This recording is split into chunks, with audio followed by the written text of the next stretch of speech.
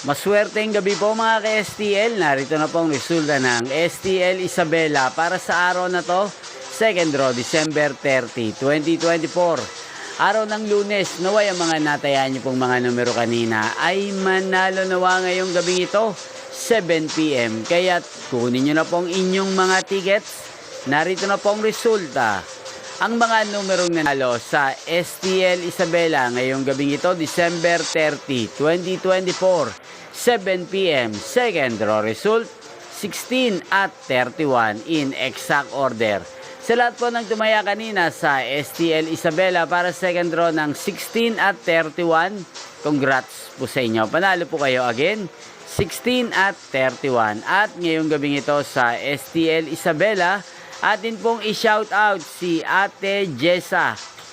Ate Jessa ng Isabela, shout out po sa iyo. Naway nasa mabuti ka pong kalagayan.